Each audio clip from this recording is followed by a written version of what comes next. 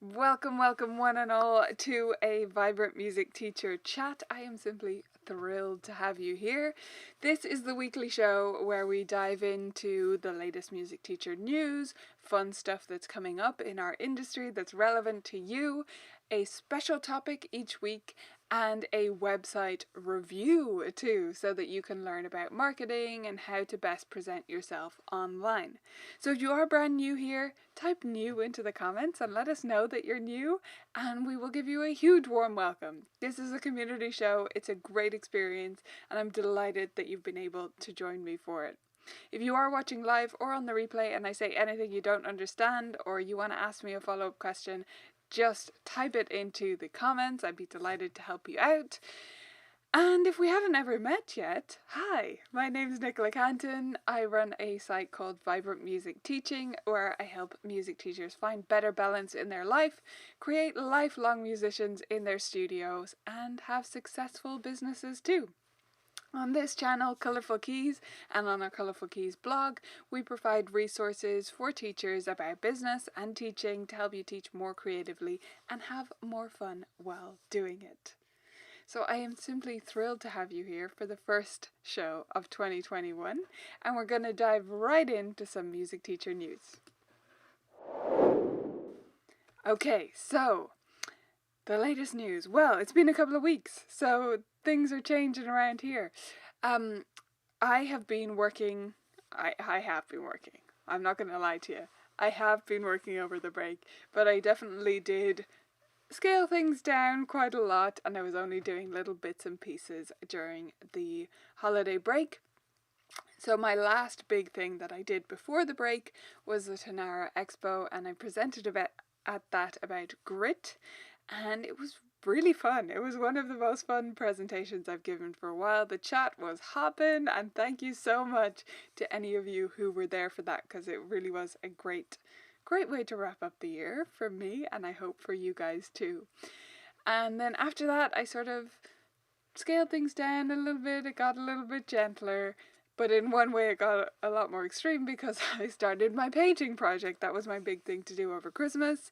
If any of you have ever painted a house, and yes, I do mean almost an entire house, you'll know that it's some pretty physical work. I'm talking fresh plaster, painting furiously for 2 weeks because we've been building an extension and the builders were taking their break. So this was my chance to do it when I wasn't stepping on their toes. So I've just been painting constantly and doing little bits of work here or there. So I'd love to hear how your holiday went. And if you just sat on the couch and watched Netflix the whole time, no judgment, I did plenty of that to myself. It's the best part of the break. So, other than that, I was doing little bits of work, setting goals and intentions, and mostly planning rather than in work mode, just planning fun stuff for the year ahead. And I'm really excited to gradually roll these things out. Some of these I did reveal in our Facebook Live that we did in December about the 2021 plans and what we were going to be releasing inside Vibrant Music Teaching, but some of it is left as a surprise on purpose because it's more fun that way. So, one note I wanted to let you know about is that for those of you who follow the blog and the podcast closely, which is the Vibrant Music Teaching Podcast or the Colourful Keys blog, for those of you who follow closely and stay up to date with the latest articles, just a quick note that we're moving those. So we're going to be I'm combining my weekly blog writing with my podcast so that I can make a one resource each week that is truly accessible to everyone. Like people who only read, who are visually impaired, they can't really, the other way around. People who only listen, who are, and only read and stuff. We want to make everything accessible. That's what I'm trying to say in a very inelegant manner. But the blog and the podcast are therefore going to be combined so that it's one resource that everybody can access. And that is going to be moving to Mondays. So just a quick note that that's changing to Monday. So the latest blog post was released today, not yesterday as usual. And it's called Power Up Your Piano Teacher Productivity. So it goes right along with this show.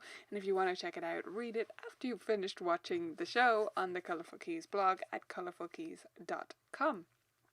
We also, over the break, released a new blog called Top Piano Practice Tips from 5 Expert Teachers. So we had a little hiatus from several other things, including this show and the podcast, but we did release that extra blog because we wanted to get out some practice tips for those of you who are renewing your practice efforts, your personal practice, or improving your students' practice as one of your goals for the new year. So that is a fantastic blog post. It rounds up 5 really interesting practice tips from 5 different expert teachers, wonderful teachers. Not going to name them all right now, but definitely go check that out on the blog as well.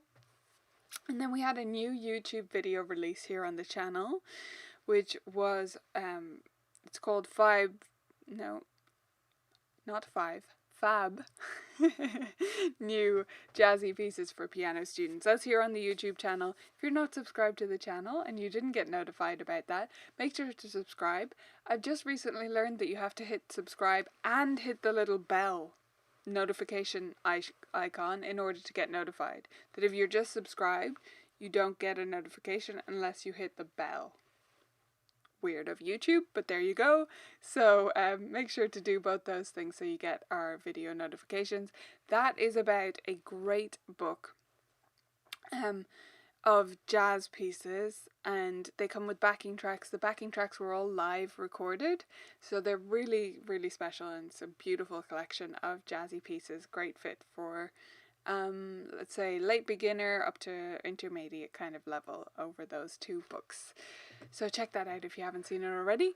And then last bit of news. I know it's a busy news segment today, but last bit of news is about the new games. Because those of you who are members, I didn't do a big roundup of the games, and you might have been waiting for me to tour around them, so in order to check them out yourself. So I'm going to quickly show you guys that, and then we will dive into some sneak peeks at what's coming up soon. So this is the VMT library. If you haven't been inside before, welcome, welcome. This is what members see in our printable library. And we have 5 new games, as always, which were released on the 1st. So the first one is Time Flies. And all of these have online digital options for those that need that right now. So Time Flies is all about time signatures, as you might have imagined. I love a good pun. And it's about fitting notes into time signatures. So you can see there how they fit into the boxes. So that's a great one for practicing that. Then we have our first Reading Railroad edition. This is level 1. There's going to be a different level of these each month for 6 months. I'm doing 6 levels of these. And so the first one is out now. Now I'm going to open the Google Slides version of this so that you guys can see it. So we make a copy there so you can see how this works, because my students have been loving this. It's been really fun. It's a little bit slow since we're on the call here. Okay, might have to leave that up to you guys. I will just show you the printed version. But it works really well in Google Slides, and the audio is embedded. So every one of these comes with a play-along track. And they're just short, simple exercises, but they're very gently graded. So everyone in this book is at the same level, and that's a very simple level of playing. And then level 2 will take it a step further, but everyone will be reinforcing at that same level. This is a really good resource for those who need extra reading reinforcement, or just for students who you want to be really, really solid readers in order for them to work through that way. And as I said, they come with backing tracks. That's the most important things about that. Those of you who did come along to the 10-hour expo, thank you so much for all of your comments that are coming into the chat there about that. I'm so glad you enjoyed the session. So I mentioned in that session that I'm putting together all these different Gritty Critters games. to work on grit and growth mindset with our students, and we're releasing one of these each month. There's going to be 8 of these eventually, so it's a whole series going out over the first 8 months of this year, and Yeti Yetters is the first one. I'm going to let you dive into it because it's too much fun, but it's all about the power of the word yet.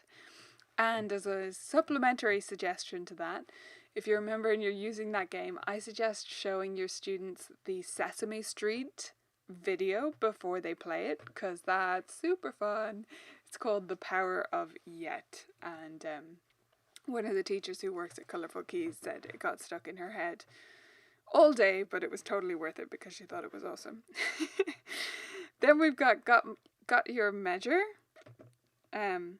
So this is about, again, time signatures and notes. We've had a lot of rhythm requests lately. That's why there's a lot in that kind of area. And then Simplex is also in the rhythm area. This is a bit different though. And it's one of the recent games that I'm most proud of, actually, because of the way it breaks down this concept. For those students who don't get compound versus simple time signatures, I think this might be the light bulb moment for them. It certainly has been really great for my students. So you see the 6/8 Lego there, and then the 6/8 to match. So you've got the sort of compound representation there. And yeah, it's going to be a fun one for those students who are finding that a bit tricky. Alright, so I hope you love the new games. Lots of lovely comments coming in about them already. I hope you're excited about them. If you are, make sure to hit the like button on this video, or if you're excited about the general video in general and how we're going with it and our topic of today. Before we get to that topic though, I do have a few quick sneak peeks for you. Alright, so next week on our chat right here, I don't have a ton of sneak peeks from around the web, by the way, this week, because everyone's still a bit quiet. Oh, I love that explosion of likes. If you've never been behind the camera, by the way, on one of these things, when a bunch of people hit the like button at the same time, it goes like, it's like this cloud of thumbs ups. It's magical.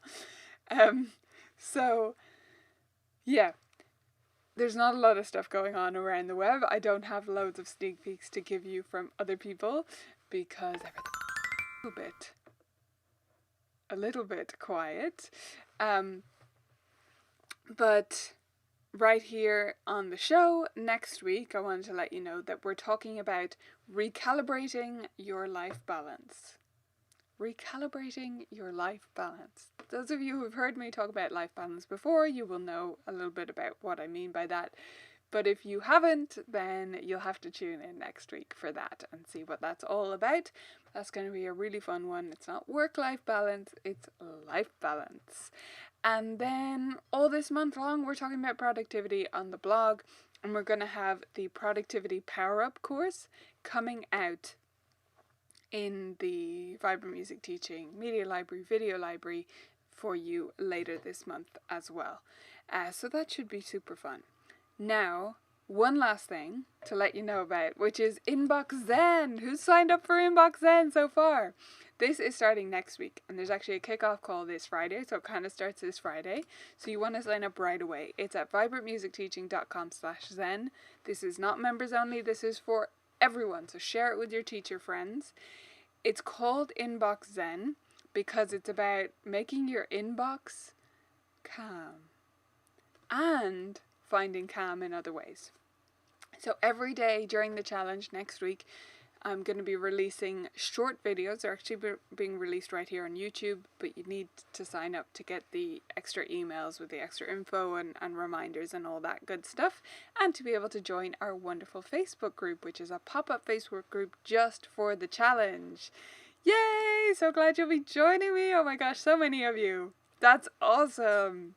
So if you haven't signed up though, make sure to do it because it's going to be so much fun.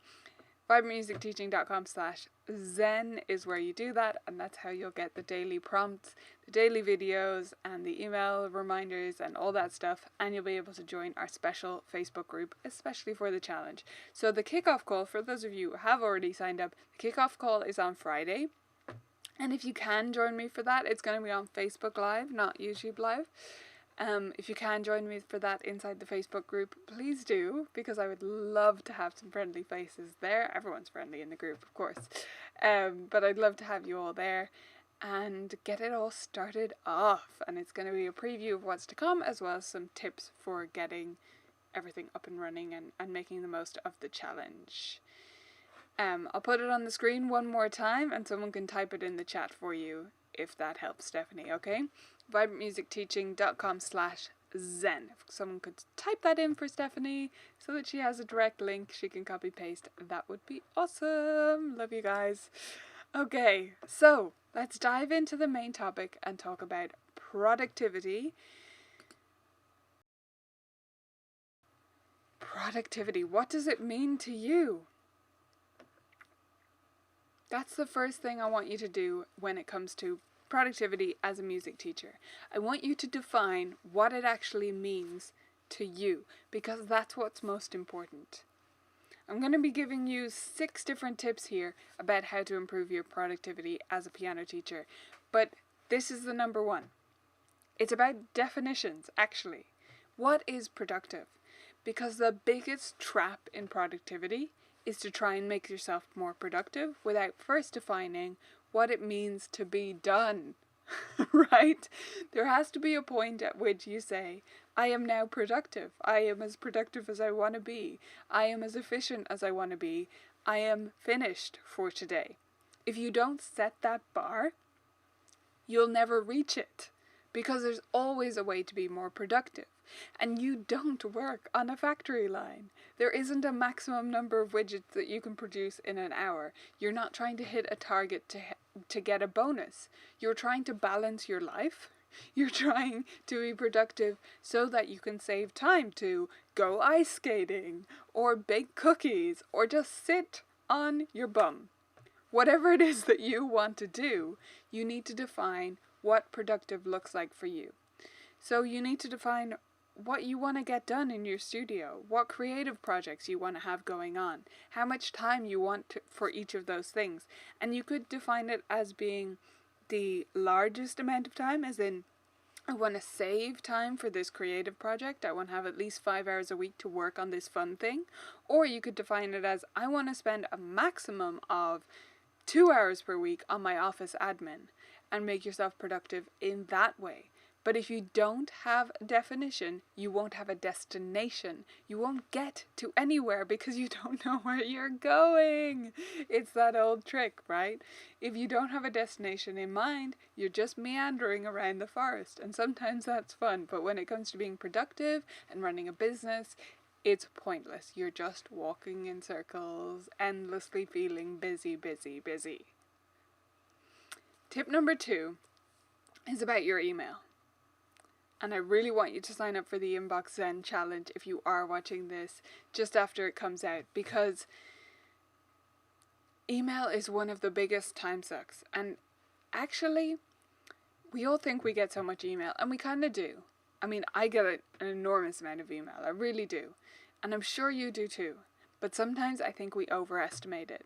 We need some email ointment to smooth out our email, to say, calm down. And that's what Inbox Zen is going to be all about. But if you want an even shorter tip than that, just don't check it as often. And when you do check it, reply to everyone straight away, or at least most of everyone.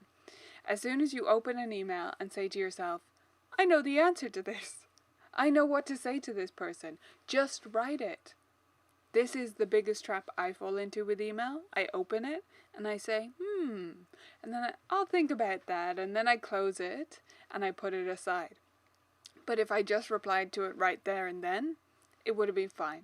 My reply would have been fine. There was nothing extra to think about. I just closed it for no reason, basically. And put a star on it. Does anyone else do that? Put a lovely little star on it. Let's just collect starred emails. No, stop collecting starred emails.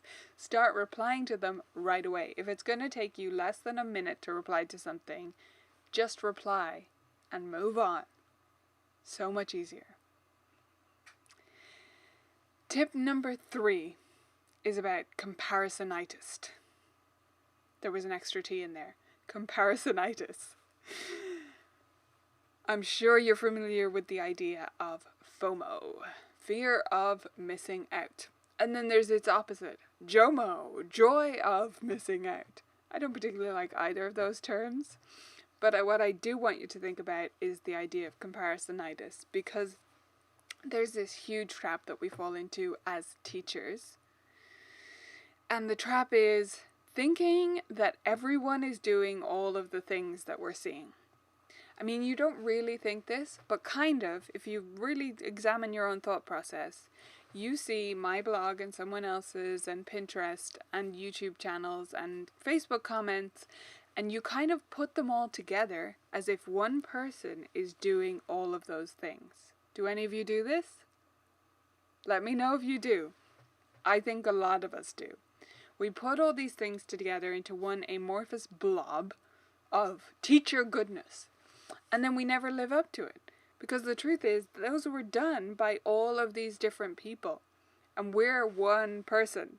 We can't do all those things. And we shouldn't. If we did all of the practice incentives and all of the different things, our students would be horribly overwhelmed, wouldn't they? I don't think that'd be a good experience whatsoever. So we need to zone in on our students, us and our students. What do you want for your studio? What is good for your students that you actually have? Focus on that. Yes, Laurie, comparison is the thief of joy. Focus on the things that actually are going to serve you and your students, and that are actually going to serve your mission as a teacher, or your, whatever you want to call it, your theme of your studio. What is going to push you towards that? What is your goal as a teacher? Who do you want to teach, and why do you want to teach them, and what do you want to teach them? And if you're moving in that direction, if your lessons are becoming more fun, more engaging, if you're reaching more students with special needs, if you're, whatever you want to do, if you're achieving that, then everything else can just go away, can't it? We can just let it fade away, melt away like snowflakes, right? Avoid the comparisonitis and you will go so much further with your students. Tip number 4, to help you on this beginning of this road towards more productivity, is about having a shutdown ritual. This is a bit of a weird one, but bear with me. The idea is that you have a point at which you actually start work and a point at which you stop work. And the best way to actually have that definition if you're working from home is to have a ritual, a habit that you do that means my workday is over. I originally heard about this from someone who actually literally shuts down all the things and says, "Shut down complete," out loud to himself. Now fine, if that's too silly for you, it's definitely not too silly for me. But if it's too silly for you, I get it, okay? But if you're not going to do that, have something that you do that says the workday is over, now it's the evening. Or I'm finished my personal stuff, now it's my workday is starting. And that doesn't mean you don't take breaks in your workday, we'll talk about that in a second. But saying it's finished is really important to keep you productive. Because part of being productive is having that good life balance and is having enough brain power left. You can't be productive if you're burned out. You're just going to be spinning your wheels and getting less and less productive, and therefore spending more and more time trying to be productive. Doesn't sound like a good cycle to get stuck in, does it? I'm sure many of us have been in that position though. So having that shutdown ritual is a great one. I want to make one more suggestion of what it might be, which I just heard this morning, which is someone who actually commutes to work. He started working from home several years ago, and he was so used to going into an office. I was never very used to going to the office. I only worked in an office for a year of my life. But if you are someone who's used to having a commute to somewhere, be it to a studio or another job that you used to do, going out and taking a walk around the block and coming back into your house is a hilarious but useful way to have a commute to work. This is what he does. He leaves the house, he walks around, and he comes back in, and then it's the work day. And then he leaves the house again at the end of the day and walks around the block again. It also gets you more exercise, gets you out in nature, right? At least outside, if you're in an urban environment. And then he comes back in. And it's the end of the workday because he's commuted home. Let me know if you like that idea. I think it's fun and I think it could really work. Second last one, number 5, is to take breaks. Oh my gosh, take some breaks, and especially right now. If you are currently teaching online, you need to take breaks in your day. I discovered this early on in my online lesson experience, where my brain was on fire. That's what was happening. That's what it felt like. My brain was literally exploding back in March, and I realized I had to go out for a walk every day. And I'm someone that likes walking, but I wouldn't have done that in the middle of my workday in general. I had just gone out and walked around the park. But I had to, because I had so much screen time still ahead of me. Whereas before I would have had office time and then teaching time, which is mostly analog, right? It was at pianos, it wasn't on a screen, and I was looking at real people. But once everything was on a screen, I felt this absolutely to be a necessity. And I think it's beneficial either way. Get out in the middle of the day or in the middle of your work day and go for a walk. You will be so much more productive when you come back. And you'll be more productive over the long term. If you're not a fan of walking or if you need other break options, go sit on the couch and eat a bar of chocolate.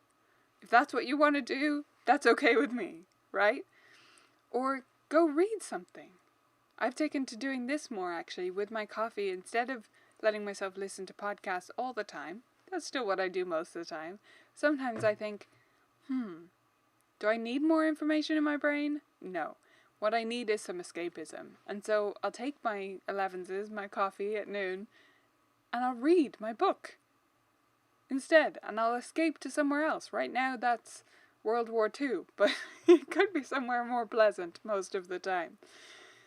Escape from what you're doing. Take an actual break that's actually away from your work and especially your screen.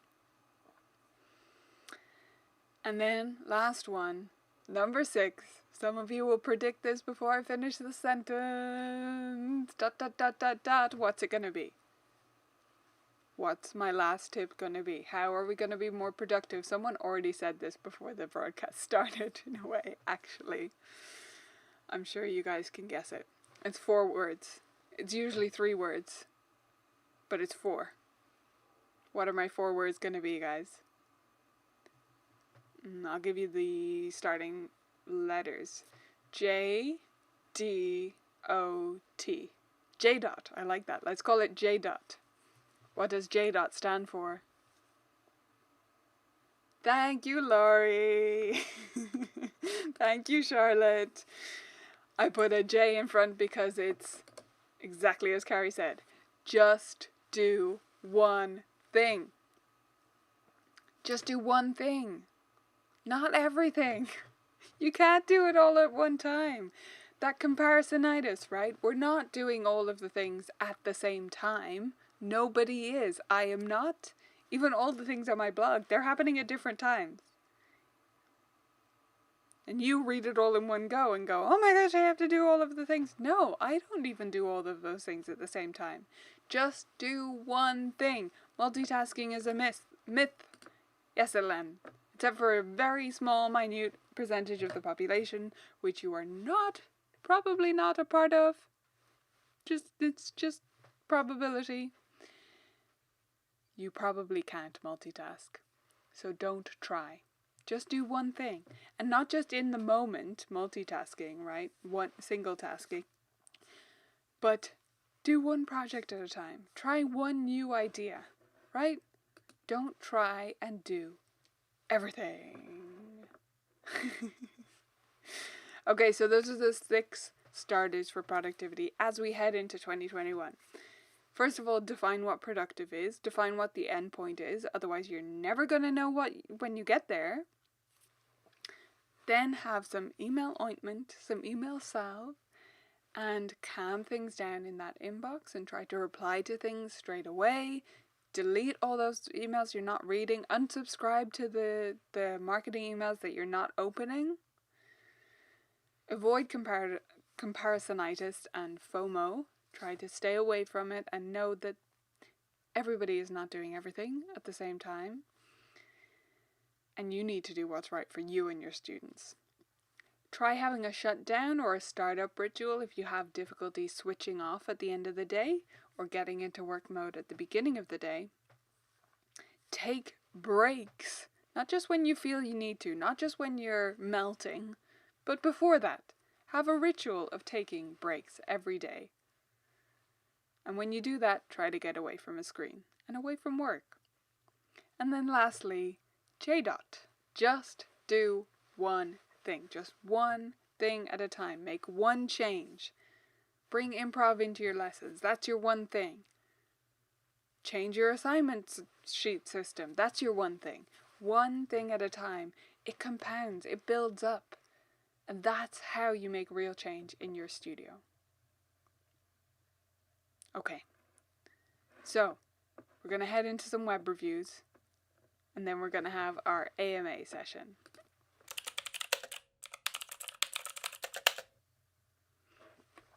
Right, our first web review today is Dawn Kranz, Dawn Kranz Music Studio. And this is a nice simple website. When I arrive at it, I see her smiling face, which I love. The only thing I don't love here, Dawn, is that the framing, right? So there's this background image and then there's this box. That's a little bit of an older style of a website.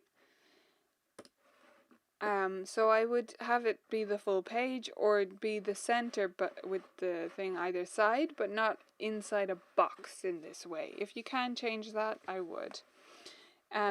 So this was an MMS website. If it's possible, Dawn, to get the actual URL. So at the moment it's like dawnkrans.mymusicstaff.com. It might not be exactly that, but that's basically the structure. If you can get it on a custom URL so that it's actually just yoursite.com, I do think that makes a difference and people do notice those URLs. And then we have all the different sections. I think a lot of the info here is really good and perfectly relevant and well laid out. Students in action. I would put these photos dotted throughout the website, not just on one page. Oh my gosh. This student and this one look just like two of my students. That's hilarious. Anyway, yeah, I would dot these throughout the website if you can. You can have that page as well, but just do both. That's your MMS form. Yeah, I think you need a bit more text, especially say on About the Studio. That needs quite a lot more. Like, you need at least 500 words, not just a few, right? You need more photos dotted throughout the website, and I would just reconsider that structure if you can. And is the About page the home page? Yes, it is. So I would change the home page to be more general and have a separate About Me page. Hope that helps, Dawn. Our second website to look at today is Piano with Mindy K. So Mindy, I actually love this video, even though it's not personal to you and your students, and that would normally be what I go with. I do think it's eye-catching and fun. And I love your logo as well up here. I think it's really, really nice style. Well done with that. Okay, so the About with the fly-out menu. I wouldn't have that be a fly-out menu. I should just be able to click on About. So see the way it drops down? It's only you. So just make About go to Mindy K, right? You don't need the separate menu item there. Testimonials are great, but again, try to dot them throughout the website, not just there. Where you have the, okay, so it's fine to have those two pages. However,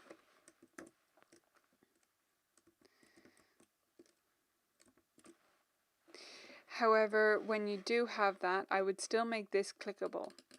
So I would make the word schedule go to your teaching schedule or your appointment schedule, whichever you would prefer, probably your teaching schedule page. That's probably going to the appointment schedule page. Yeah, I would actually leave that there and I would not have that because I think that's a bit confusing as a new visitor. So I would have that just under that button rather than the menu. And then we have lessons, policies and prices, FAQ. That's looking good. Nice to have a good bit of info on there. I'm not sure media is the most captivating title. There you could like lesson samples, or that's too long, but about lessons and then build these into that rather than having a separate media page.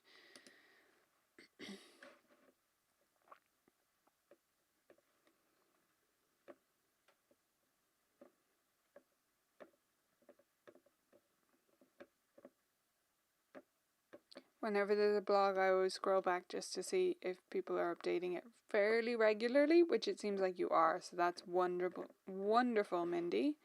Well done. And then contact. Okay, so I think the structure of your site is great. I think this is a clear, simple message. What I don't have right away on the homepage is a call to action button telling me where to sign up or where to find out more, where to get on the waiting list, whatever you want me to do. And then I would just think carefully about that menu structure. But otherwise, I think you're doing fantastic, so well done. Finally, let's dive into our AMA session.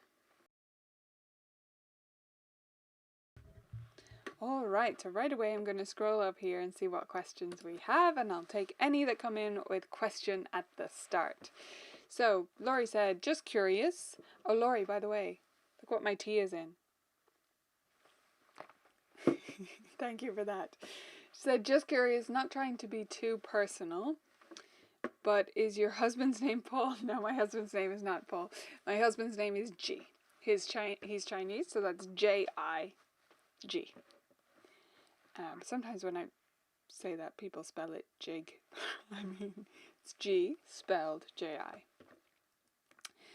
And then I saw a question a while back, so I'm just going to scroll back and find that. Anyone else can add them in. Anyone who's watching live. Or if you're watching on the replay, I'll do my best to get back to you in text form. Another one from Laurie. Where shall we write to you for what we want to see on the show? Oh, you can email me, Laurie. You have my email. Or you can comment if you want to leave it public. That's fine too. Comment on the channel. But yeah, just email me. support@vibrantmusicteaching.com, and that'll get through to me. Julie, which games help kids differentiate between note values? Okay. I have an 11-year-old student that keeps playing his eighth notes like quarter notes and quarter notes like eighth. So he's literally swapping them. That's interesting. So there are so many games for note values. Let's dive into the library so I can show you some stuff there. So if we go to notation, rhythm, and it sounds like you've got a beginner. Yeah, if he's mixing up eighths and quarters, you can correct me on that if I'm wrong, but probably beginner level. So it depends on what aspect you want to work on here, but I would suggest, well, yeah, it does depend where he's up to. You could certainly go with something active like jumbo note values, and that kind of marching aspect. If he is online or anything like that, that could be a really great fit. Relative rhythms would be good if he's mixing up the durations because of the relative nature of notes, and that could be useful there. My main suggestion for you though, if it's an ongoing issue, you can look through all these different games and definitely incorporate tons of them for variety, but my main suggestion would be rhythm vocab, which are the cards with one rhythm pattern, one bar of rhythm on each one, and you just do various games and stuff with them, and they're all listed there, so I won't go into them, but like different tapping and clapping drills or games over time, and that's really what he needs, is tons and tons of reinforcement. So that would be my main suggestion there. Let me just scroll up, make sure I didn't miss any questions. No, I don't think so. If I missed yours, please type it in as well.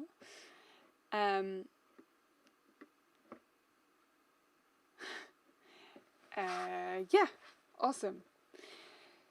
So, if there's no other questions, I think we're good to go. Thank you all so much for joining me. It has been a blast. If you have your questions, come along to the next one live and I'll be happy to address them there. And I hope you all have a wonderful week ahead. Let me know if you have any follow-ups about what you want to see on the show or about our productivity chats. And I will see you back here, same time, same place, next week. Bye, guys.